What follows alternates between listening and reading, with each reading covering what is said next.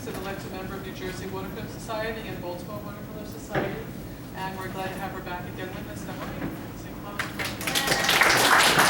Thank you very much. So I'm pleased to be back here. I was looking through my stuff and I realized that I did a demonstration here probably 10 years ago. I think it was the first one that Richard Haynes filmed, and it was with a table and the mirror and all that. So we've come into a new age, but I have to apologize and thank John and his team, because I moved things around by working this way and caused all sorts of havoc this morning with technical. That's fine.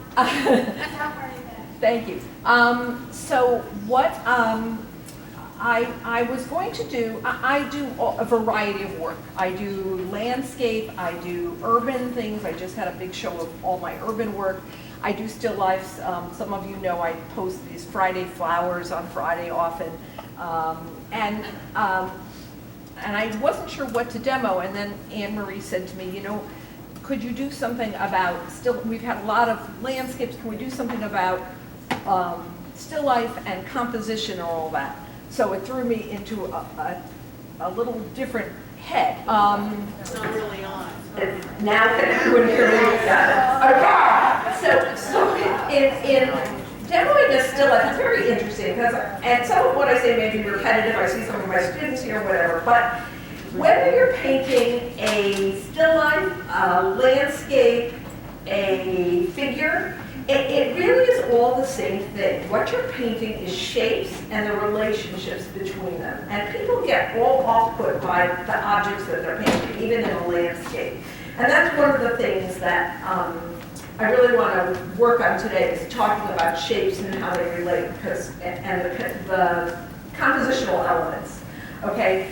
Also, the other thing that I've been kind of in my head struggling with or thinking a lot about is watercolor as craft or as magic, and where they intersect, right? I see these beautiful, and not to, I mean, they're gorgeous, but photorealistic elements, and sometimes I think I'm always awed by them, but when I sit there and try to do something that's that detailed, I'm like, to me, it doesn't have the magic for me to do.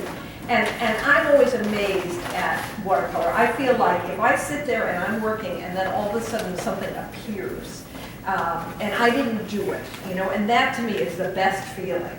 And I think to get there, you have to learn what the materials do and then let them do it. So in other words, if you learn as much as possible about the way your brush holds water, the kind of marks it makes, the way your colors mix, and then you can like put in a structure and stand back and it happens. People always say to me, I want to paint more loosely. Well, loosely really requires a lot of planning, because it's the way it's a knowledge of the way the paint goes down and what happens. So it's like doing scales or things like that. There's warm-up involved. I have some notes just to make sure I cover things.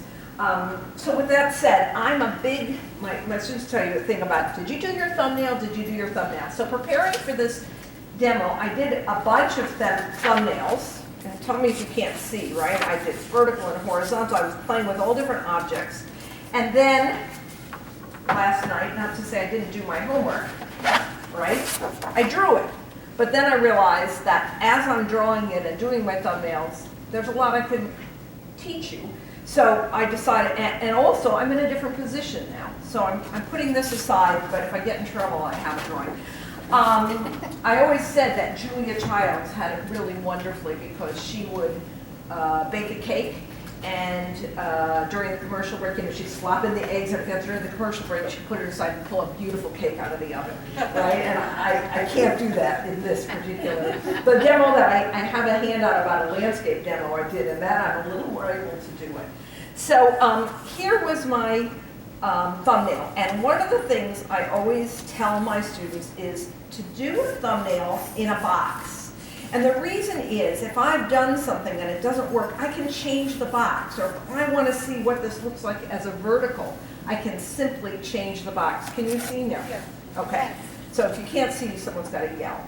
right? So that's a big thing. The other thing that I tell students all the time is my best learning for watercolor comes from doing sketches. And again, I'm not sure if you could see the sketchbook. Open the book. Open it, okay. But because it's looking at shapes and it's practicing that skill, right? If you just sit down with the objects and try to create a painting, a lot of times you've missed the mark. So my first thing will be I'll do a thumbnail and I'll explore. And a lot of what I'm exploring, and you can see this, is the relationships between these objects. I sometimes have my students do something I call an etch-a-sketch drawing. And I have give them a big fat marker, a Sharpie, and I say go around and do a drawing of what's in front of you. And the one caveat is you always have to go back to the border somehow. You see what I'm doing? It's with pencil, but I do it with a big fat Sharpie. And one of the things that does, almost inevitably, I have wonderful compositions from students because it attaches everything to the sides. So I have these big shapes that are very interesting. Right now I like this better than my thumbnail, but I'm gonna ignore that and plow through, right? So that's what I wanna emphasize. So after I do my thumbnail, then I very loosely, and you can see I was getting antsy waiting, so I did a little bit of this, but I very loosely and lightly put my composition down. But you can see I didn't sit there and draw things perfectly because I don't want to be wedded. If I draw this flower and it's right, then, and it's in the wrong place or the wrong size, then I'm going to be very tempted not to start over or not to move it. So I do this very lightly, and I like when I hold the pencil to use my entire arm. I don't always paint standing up. Sometimes I paint sitting down, but I want to give it that kind of flexibility. So now that I've kind of penciled in this very light thing, now I'm going to paint. Now I'm going to do a more detailed drawing. I always say that painting plein air, and I consider this to be plein air, right? Because I'm painting what's in front of me, is like painting without a net a little bit. And it's a challenge, right? But you see, when I'm drawing a flower or something here, I'm not necessarily drawing the flower. I'm drawing a group. I'm drawing a big shape, and I'm trying to go a little darker than I usually do so you could see. Are you able to see that? Yes. Okay. And one of my big expressions is paint what you see, not what you know. So again, if you'll be in much better shape if you say, I am painting this shape, and what does this shape look like, and what are the outside contours, than if I say, oh, here's a flower with petals, right? Because if I say, here's a flower with petals, I'm liable to do I'm going to move this. the camera. Just keep going. Okay, so I really am looking at shapes again, and in terms of the difference between working from reality and working from what's a photo, it is a really huge difference. And if I were going to have done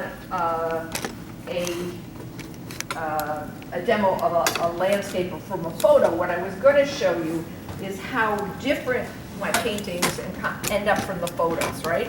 Again, my students hear me say, if it's a wonderful photograph, if it's an absolute perfect photograph, great, blow it up, put it on the wall, and you're done, like why paint it? So my whole thing is that I want to add something to it in a way that brings in something. And again, the other thing is it doesn't have to be totally accurate. It has to be believable, right? So no one is going to buy this group of flowers. You wouldn't believe how hard it is to find spring flowers in this time of year. But all I could find were poinsettias, and I really wanted something with more color. Okay, so so now I'm painting, and if you'll notice, in the same way I was talking about the etch-a-sketch drawing, I tend to be going from object to object, right? And not lifting my pencil a lot. because I like to see the connections between those things, all right? So if I do this properly, what I'm going to end up doing is painting it, drawing it twice, once with the pen and a pencil, once with my pencil, and then another time with the paintbrush, right? And I can also make modifications, and that's where the looseness comes in. But I do have this. Now, one of the caveats I have is when people paint objects, they tend to know they're sitting on a table, so they paint them all like in a line. And sometimes they say, should I draw on the table? I like to look a little bit down. That's one of the reasons I'm standing today, but I could have done it if I had a higher chair. Because what's really important, again, to me, and I'll show you as I draw, as I pencil it in now, is the relationship between the objects is just as important. I'm reminded of an essay I read that said, read something like, my fourth grade teacher was right. Margins are really important because you can write a beautiful essay and without margins, you can't read it, right? It doesn't, it's not, and the same way in a painting, the white spaces are really important. So I'm moving some of these cherries to make a better composition, but what's really important to me are these spaces and these shapes, and they look interesting. One little interesting way to check my composition, and this, I'm back to my thumbnail, right, is to take my thumbnail and draw it in quarters and look and say, are these interesting shapes, right? Are the spaces and the shapes and the amount of activity a little different in each quadrant? And if not, maybe I need to thrust something in. If something, you know, is totally, like if those flowers had all fallen in that quadrant, I would have probably, you know, moved some flowers into that quadrant. But it's a really good, handy way to check your compositions, okay? Any questions at all, please yell. So I'm using my setup that I use for plein air, okay? Excuse me, just bring the screen forward just a bit to get that light. Okay. I was washing out your colors over there. Okay. Not that I have colors yet, right? Well, no, what I meant Right. was that the whole screen is getting washed out from the lighting. So I am putting in some of my shadows now, because I couldn't do that earlier, the lights were not on. But the shadows also serve a really important function, because the shadows connect the objects to each other and also the objects to the ground, right? So, like, you'll see it in a minute when I get this shadow. They're going the other way from the drawing I did yesterday of these objects. So, again, that's why, back to my, and so, you know, a lot of times I'll have students who will take and try to, they'll be working on a still life, and instead they'll take their camera and take a picture and look at their picture. And it's not like there's some rule, but what happens is you see the camera's distinction, not yours. And one of the interesting things about the way the camera, the way you see, is you see things, your focus is different, right? Especially the cameras we have today on our phones, which are great because you can always take pictures for possible still lifes. I'm always in the car on the bridge and I'm suddenly taking pictures, and my honey says to me, "What are you taking a picture of?" You know, he said to me the other day, "You take all these pictures and when do you look at them?" And I said, "I paint from them." And he goes, "Oh," then it was okay, you know? So now, see, I'm seeing when I put in these shadows that I want to move this picture further back, and because I only had done a light rendition, I'm fine with that, right? I'm not. So. What did you wipe the paper? Kneaded eraser. Kneaded eraser, and that's the only kind of eraser I use on watercolor paper. I think the other erasers tend to wash out, tend to destroy the tooth of the paper and do all sorts of not nice things. So don't get in the habit of never using the eraser on the back of your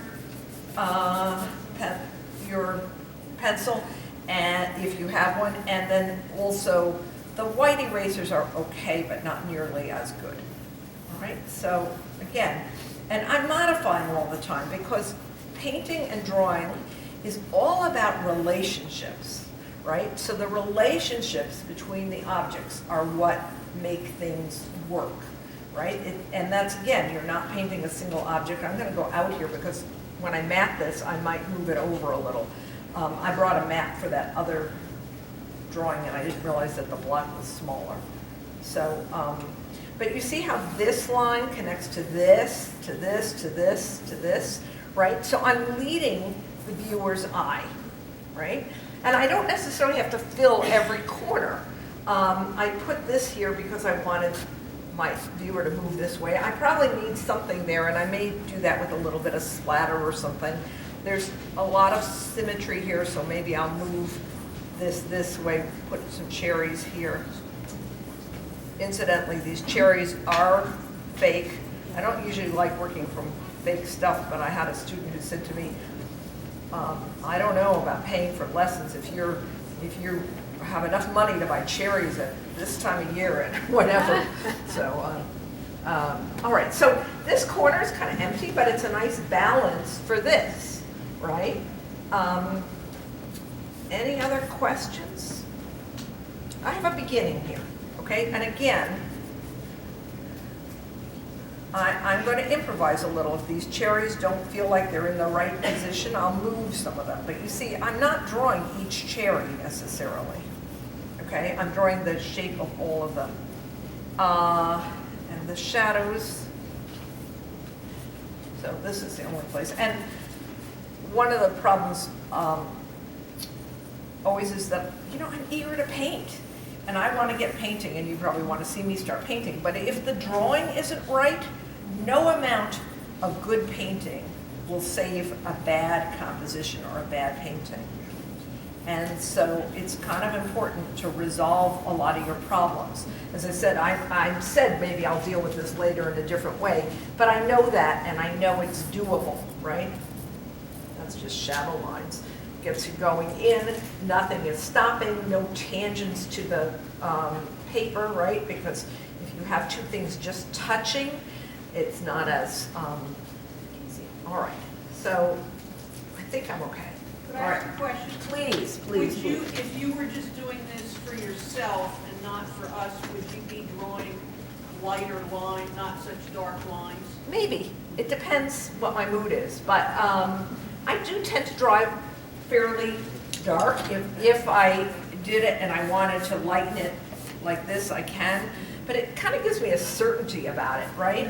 And the lines kind of disappear, right? And I also believe very strongly in letting the viewer in on what I'm doing a little bit.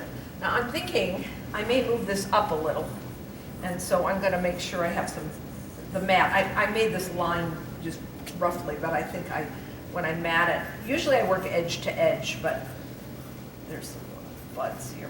What kind of paper are you using? So this is, I often work on Fabriano. This happens to be Arches, the orange one, the rough one. And actually for still lifes, I really like it. It kind of catches the water, and so that's what I decided to go with today. I don't know what about the tooth kind of catches things. I'm looking at this and I'm thinking that it's a little too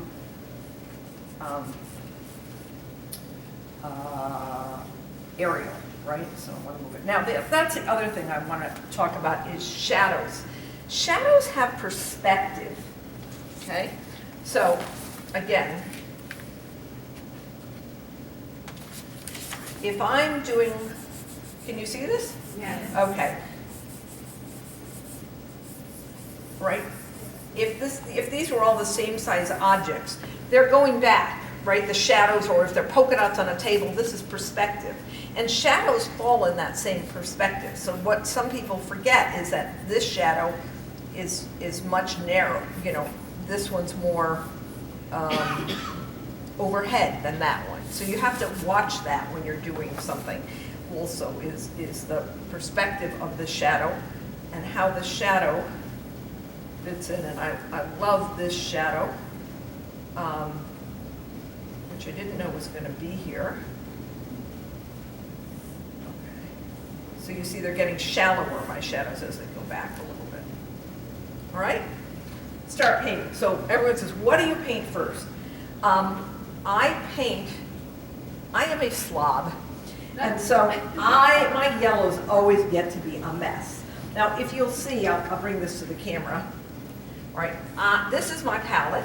I like to paint in a travel palette rather than a big, sometimes I'll take a butcher block and put it under it to have more mixing area. The reason I like to paint with this palette is because it's the same palette I paint with outdoors, indoors, when I'm demoing. So I get to know it so well, I can dip my brush in without thinking about the color. So I am, as I said, I'm a little bit of a slob, and my yellows get really dirty. Oh, the other thing I was going to say is these are Holbein paints. I have my supply list over there. And the Holbein paints, while they're not running, they're like toothpaste. I just filled them with fresh paint, but my paints are always like this, right? So if they start to get a little dry, I just squirt some more. So they really feel like toothpaste, and I don't have to work really hard. Again, that's the thing I was talking about using the qualities of the paint and not having to work real hard to create it. So I'm going to start with my lemons because my yellows, and I don't always do that. Sometimes I'll just start with what appeals to me. But one of the reasons I'm starting with these is because I know that my paints might get dirtier, and so if I have some of this down, it's easier, right? Real practical. The other thing you'll see is when I'm painting the lemons, if I really look carefully, especially something about these fluorescent lights, the shadows look kind of greenish, but food does not look good. Things with a greenish shadow. And usually, under like a warmer light, you'll see that the shadows don't look green. They look almost orange, right? So those are some of the things that I'm Marilyn, painting. what colors are you using? So I think I'm using New Gamboge and a little bit of cadmium red light, okay? But that's one of the few times when I will use a specific color without going into like the shadows. Usually I paint the shadows at the same time, but in this case I'm not going to do that. And so I'm going to get in some of my yellows all over the place, and then I'll go back and do other colors. And you asked me about, I forgot what I was going to say. So I'm going to go in and, again, I put a lot of colors in a lot of places right now, right?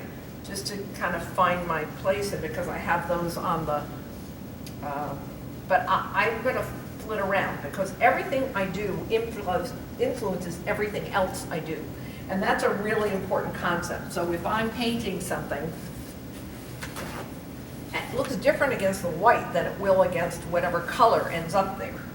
So that said, I'm not going to wait to do my shadows. I'm going to work on them at the same time. And some people make a mistake. So I wish you could see my palette at the same time, but let's see if I can do this a little bit. All right, so can you see my palette, Yes. right? So I pick colors that play well together. And when I'm painting, I try to put a bunch of those colors on the palette. I don't mix a homogeneous puddle, right? I mix a lot on my brush and and I'm gonna pick a nice bold shadow. I'm gonna pick a little bit of purple. People say, do you see that in there? Well, not particularly for these lemons, but it's a compliment, and so it's very nice that way. And if I'm lucky and this is still wet, like here, a little bit of the yellow from the lemons will hit the, right? So they end up, all right, now I'm not going to do all, well, I guess I will do my shadows all kind of at the same. It's kind of reverse that I'm doing my shadows first, but to me these are just big important shapes, okay? So, and you'll notice, you know, I always have my paints on the right because I'm right-handed. That way I don't drip across, even though I love drips. But So now I'm taking a little bit of, I guess this is quinacridone rose and a little bit of alizarin crimson, and I'm gonna put in some of these cherries. And you can see that I'm using, and now I added a little bit of blue to it too, right?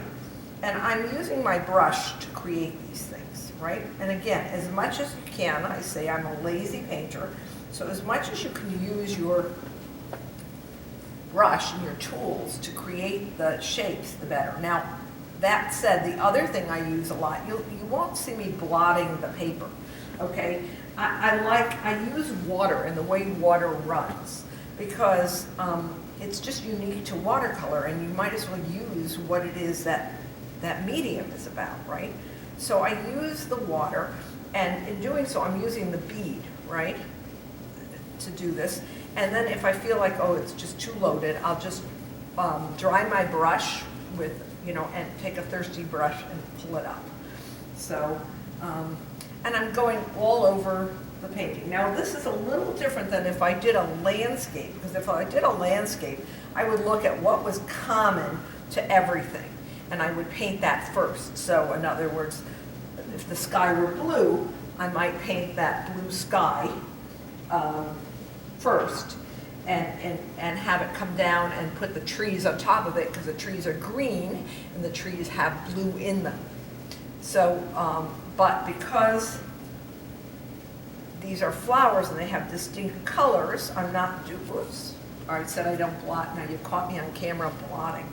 I'll edit it out. You can always do things like that, right? I mean, there's no rule.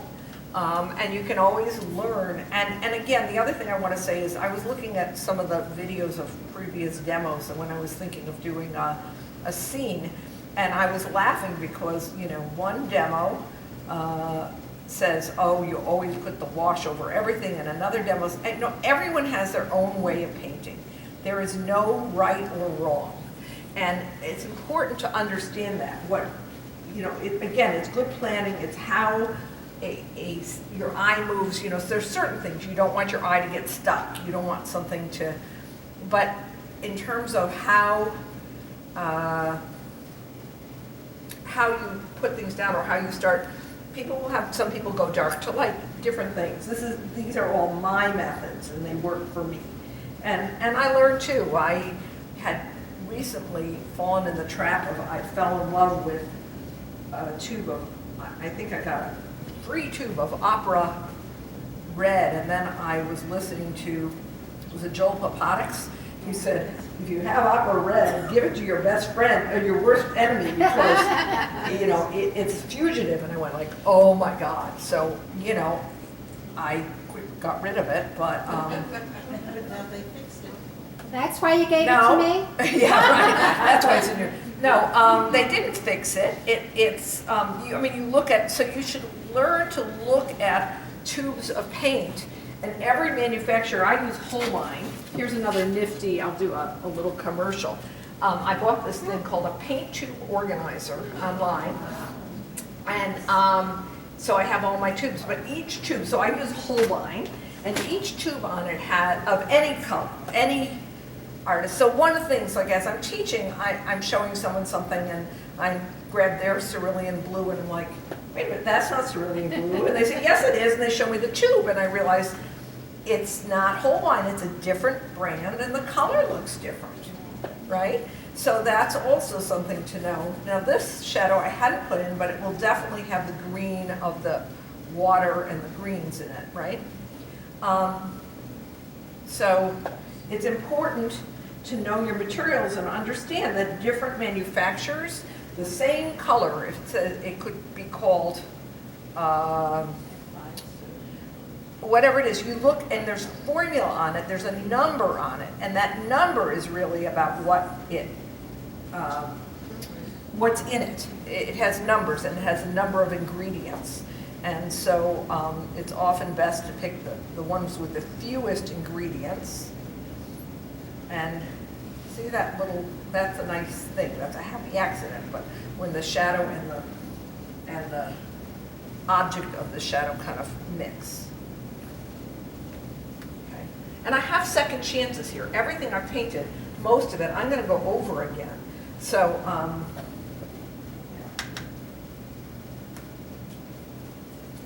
so now I'm taking and doing, so this is a yellow ochre, a little yellow on it. I have a color that my students all laugh at. I call it palette schmutz. It's usually a dark color that's left from everything else. But I use a lot of, again, by choosing colors that play well together, right? Then I use them interchangeably a lot of times, right? It's all very pale and weak right now, but I think that's also because of the lights, we'll see. Now, if you're painting outside, everything's going to change every time, you know, the light changes. So you have to catch really quickly the lights. I've forgotten which flowers these are. It's really hard to paint and talk. So, You're doing a wonderful job. well, thank you. So, and you know, it almost doesn't matter with some of these exactly what flower it is there, right? It's the sense of it.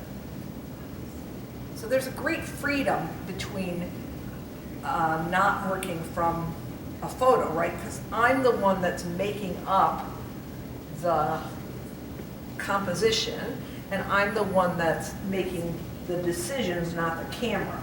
And again, I try to emphasize that even when you're working from a photo, there's a way to do that, right? And it's just important to work from the composition, not the, I moved the still life so many times, I'm not sure which flowers which. Any questions?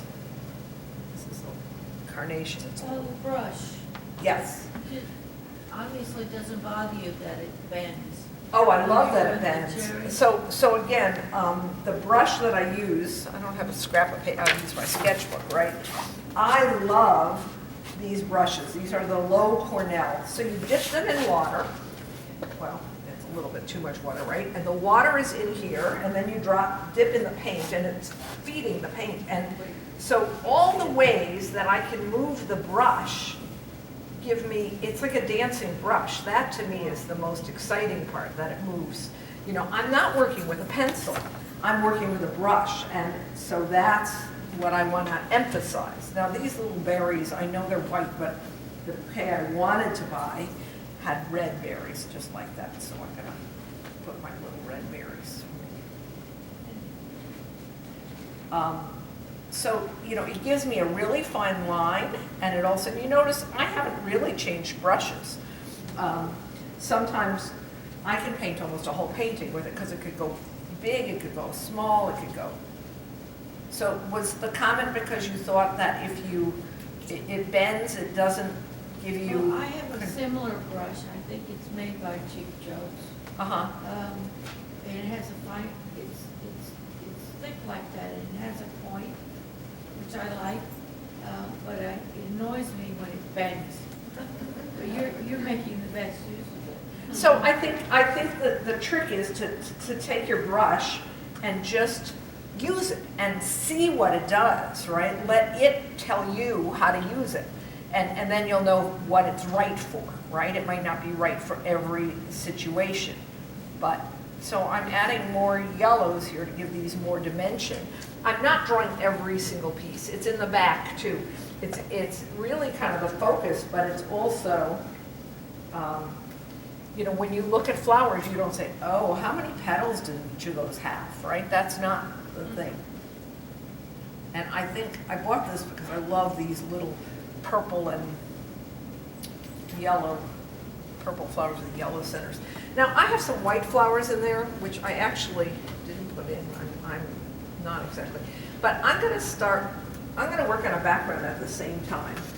So I'm going to take out my big flat brush if I can find it. Here. Oh, here it is. Okay. This isn't my biggest flat brush. So here are two brushes I love. I can do an entire painting with maybe a rig or two. I'm going to show you my selection of brushes. These are, I have other brushes, but these are my favorite brushes, right? And really, this and this are, I can do a whole painting. So my house painting brush here, I'm going to start to put in a background a little bit at the same time. And I hate when, I shouldn't say that, I have students in the room.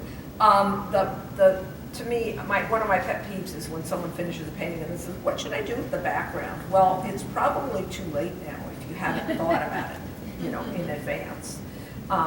So I want to get in there with some of this before. And you'll notice I painted right over the shadows. That's another little peeve or thing I have is shadows have to be darker than what they're on.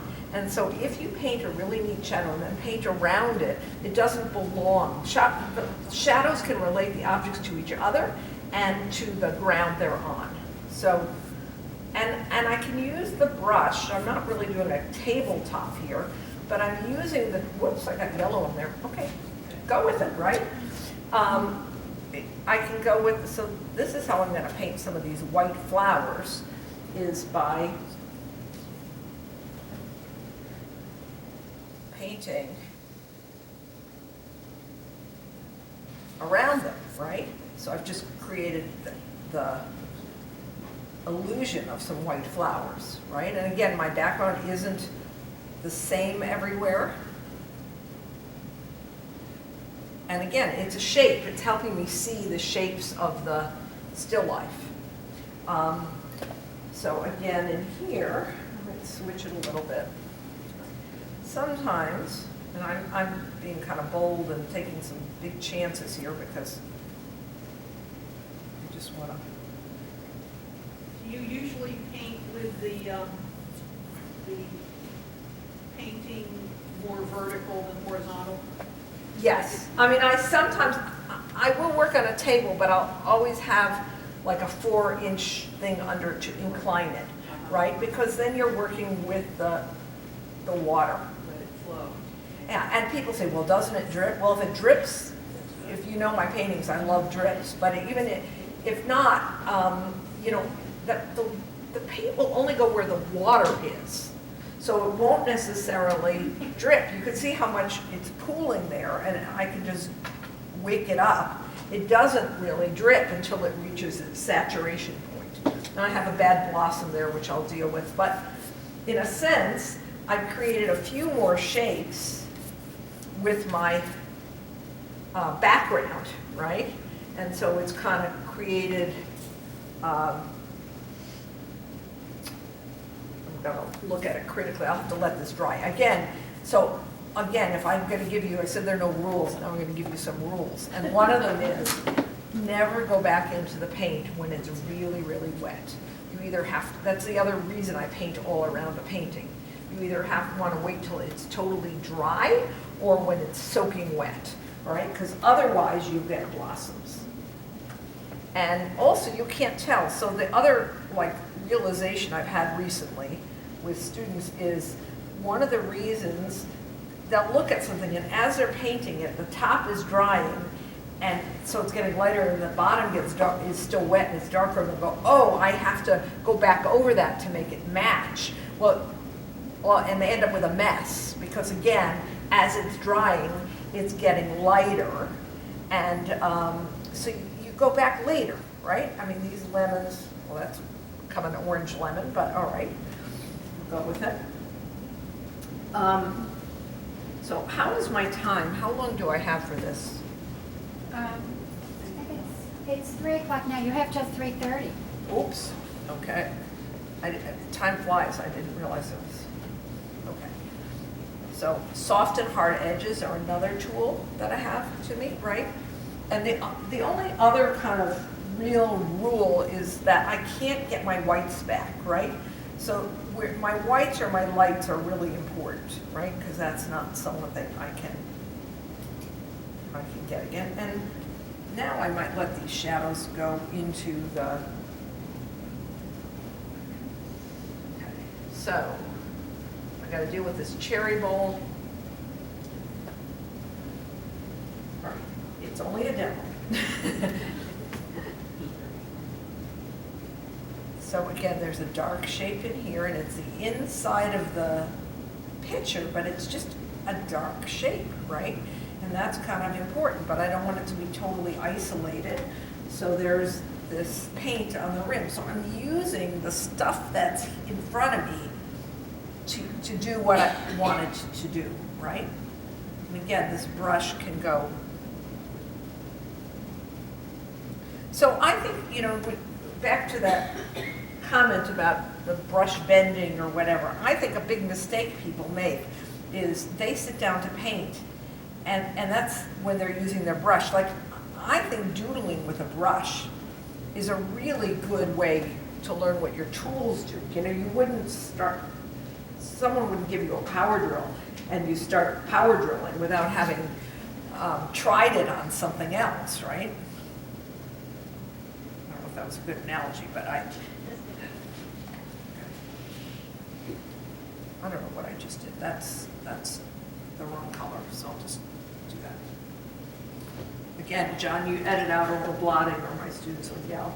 At this rate, I'm gonna have 3 minutes to work with. Oh, thanks. Just threw me under the bus, John. Thanks. It's a better color. Did you ever mention one of your mentors is Charles Reed? Yeah. You did mention that? No, I mean, it's funny because I went to several workshops of his, but I didn't really know him when I started painting in this manner, you know, and then I fell in love with his work. I always loved the story that, you know, he had all these groupies and people would go from workshop to workshop and they would use these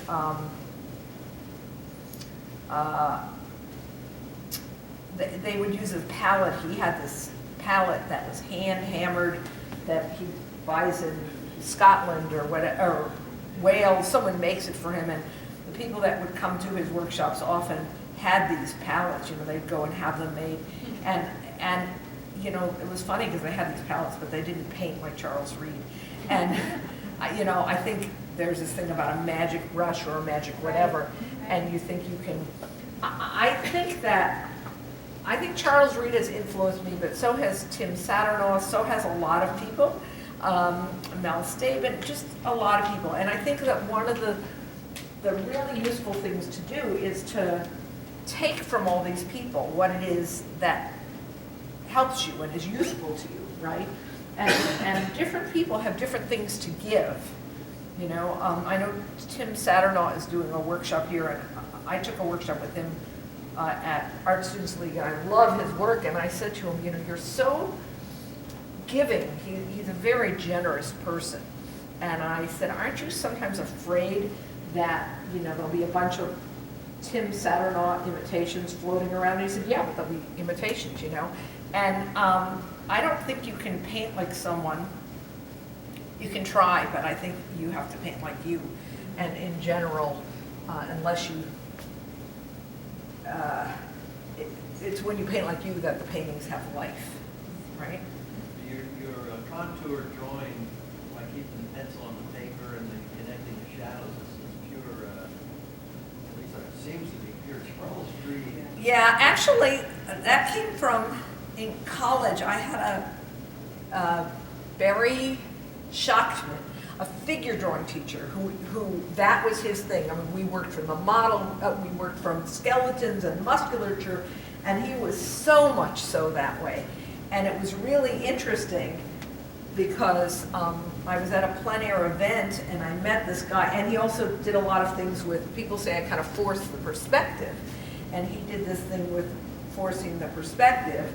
And I didn't realize that piece of where I got that from until Len Brower, who's a really wonderful plein air painter and won lots of awards.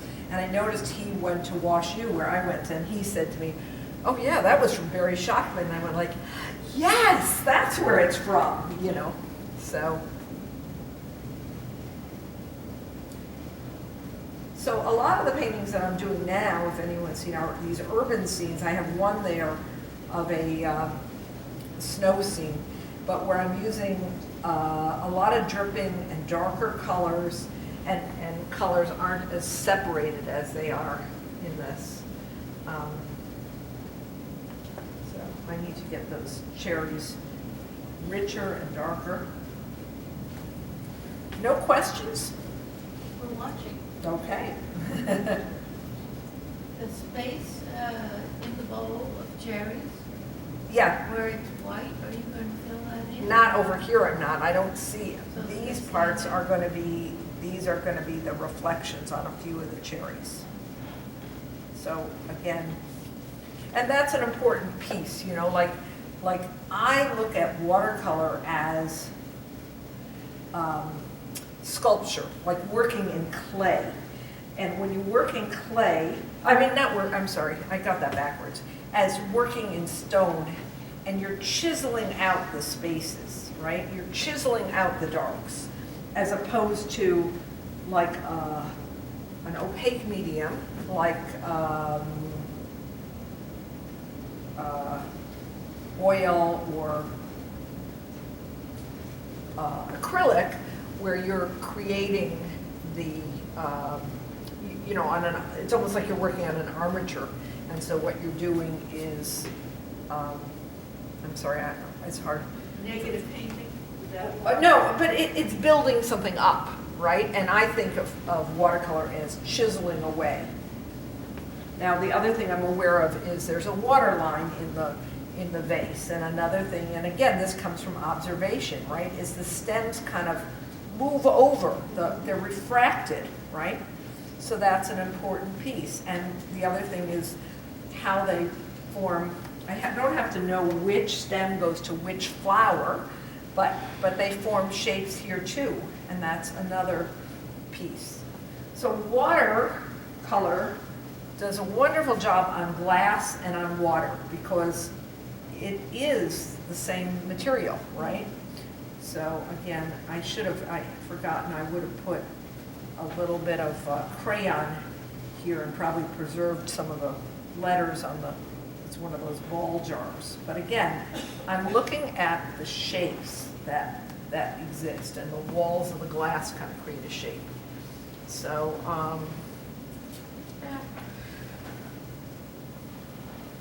okay.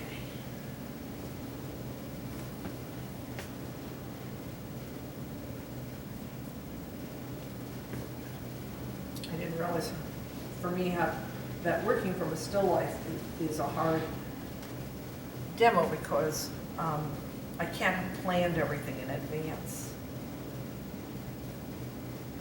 Put some of these greens. So again, I had drawn some of it, and now I'm kind of seeing what it needs. So one of my favorite colors is this Holbein color, and it's called green. I'm going to do it here, greenish yellow. But it's it mixes like a yellow. It's a great color because it makes greens. I don't really have I have sap green on my palette, and I have greenish gold. And most of the greens I make are built around that. I'm adding to those.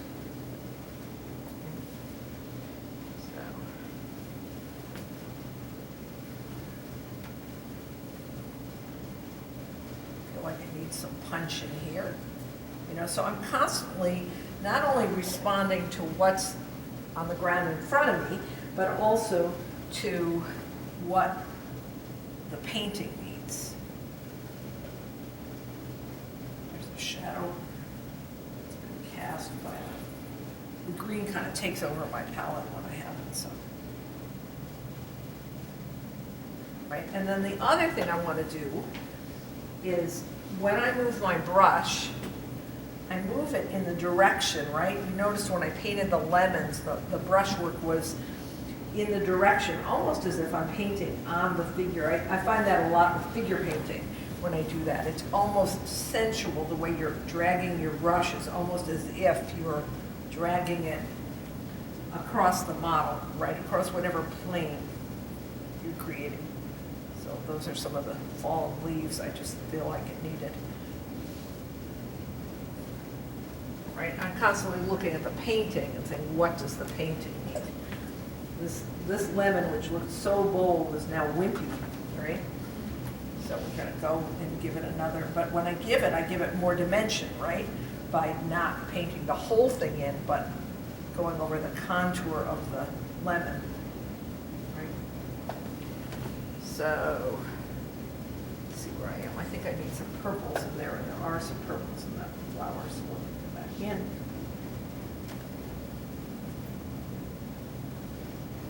So what I put in changes the things I've painted, right? That's a really important concept to understand, that whenever I add something to something, it changes everything else in the painting, right?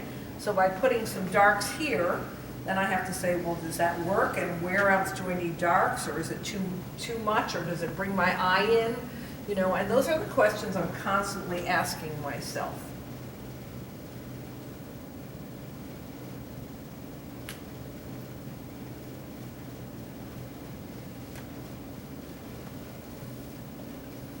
You know, it's kind of like a magician, and you're creating an illusion, right? And it's how much do you need to put in? How much do you need to create that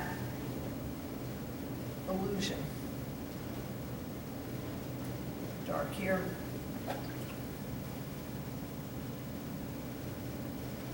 So I have till 3:30. Okay. I have till 3:30 to ruin this painting. Well, you know what Bill Stapleton said, right? What? It's why work on a painting for 2 hours when you can fail at once? Yes, absolutely. Absolutely. I'm the same. I feel that.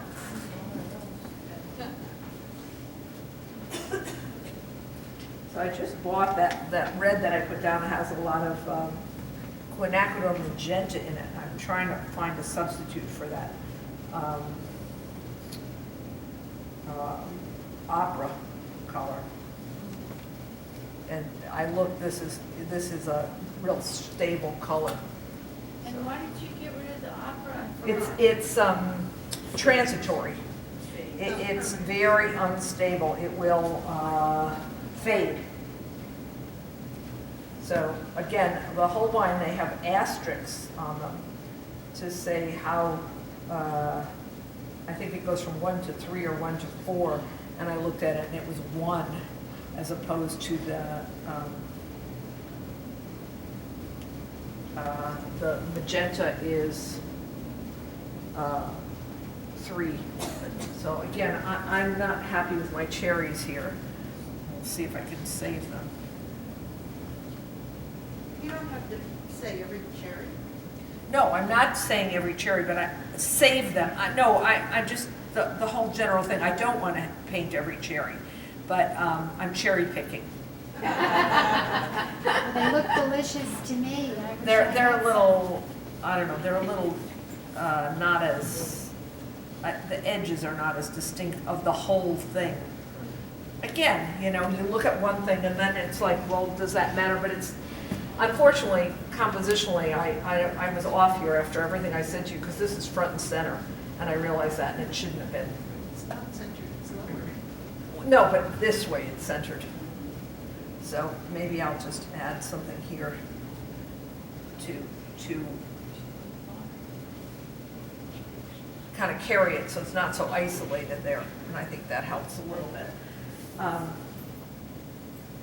So I had a judge in a plein air event say that he thought painting plein air was very brave. He is a plein air, John McDonald, very well-known plein air artist, and he said it's very brave. He thinks that plein air has a 50% failure rate.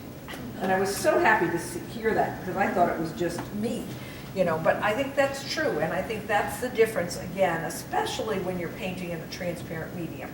Because if you're painting in an oil or whatever and you don't like the way it's working, you simply put another layer on it, or you ditch the canvas and put another painting on it. But the problem with watercolor, you just end up throwing out the paper, which is fine, you know, gives you a lot of nice test paper for other, to test colors and stuff, or do exercises, or practice your brush work. But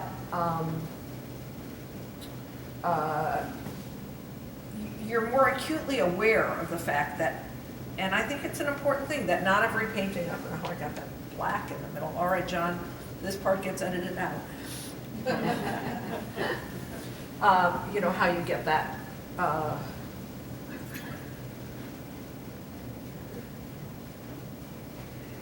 You know, so you end up with a lot of failures, and that's good. And you need those failures to have the successes. If you don't have the failures, what happens is you're not pushing yourself. You're just doing something that's easy, right? I always tell students in my class, I know you want something like to frame for the front hall, but, you know, if you want to become a better painter, take those risks. If you're taking a workshop, I firmly believe that you should be really invested in learning what someone's teaching, and that might mean coming away with a really bad painting because it's out of your safe zone, right? But you're going to learn something more from it. So that said, I think I'm learning a lot from this painting. It's not, it's just not nuanced. And again, it might be the amount of time and everything else. But I'm going to try to add some personality to it, and everyone knows that this is what I like to do. Yeah. I just splashed me. So one of the ways I add texture, and I like to do this in a landscape, I like to do this in a lot of things, is I'll cover an area that I want to protect, perhaps, or to get a direction to what I'm doing, right? Because I want this to kind of bring it forward in this direction. I did a painting like this in my studio, and I did these pears, this huge painting of pears, and one of my students said, yeah, but it's so messy, you know, new student to me said, yeah, but you know, why'd you mess it up? I have to wipe my face too. So, again, it's better to do this having the painting down. You know, I would take the painting and put it flat on the table to do this, but you wouldn't see it, so.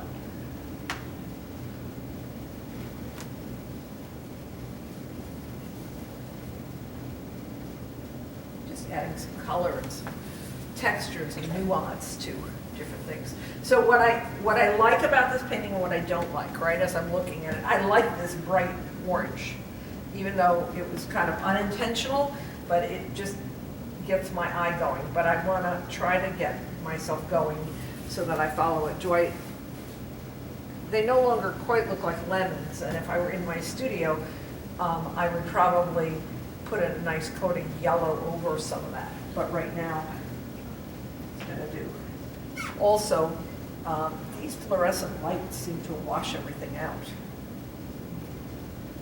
Blame the lights. Always blame something, right? Yep.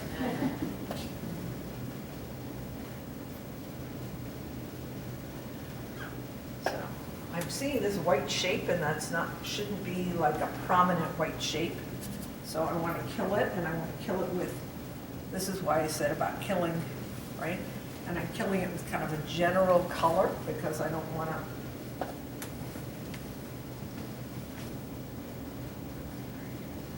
And then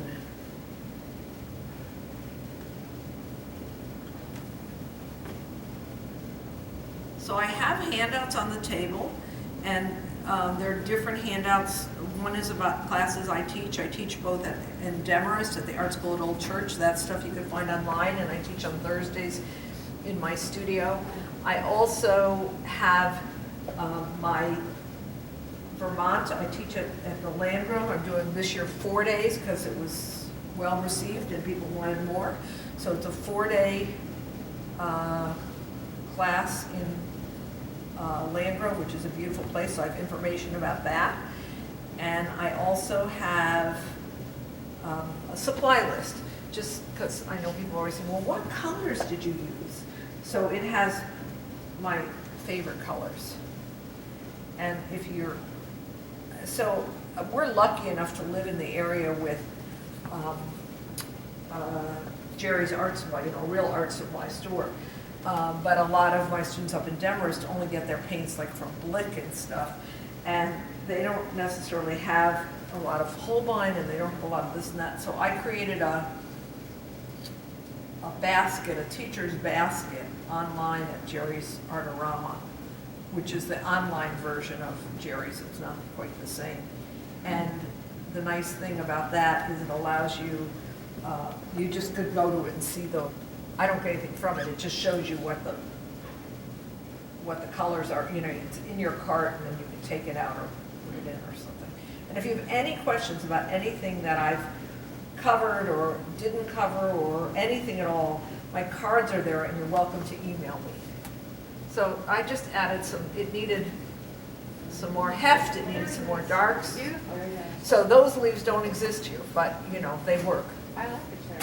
So I think I'm gonna call it Yes, call it a painting. When a you're painting. done. There are things I would do if I were, but right now, and I will put it in a mat so you can see the end product. I ruin more mats that way when I put a wet paint in, but I have one that's all fingered anyway, so. So, easel with this.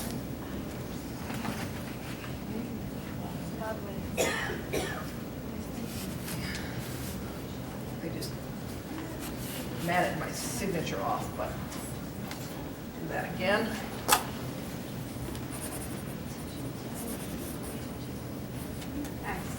And that's Sydney. Can we call it?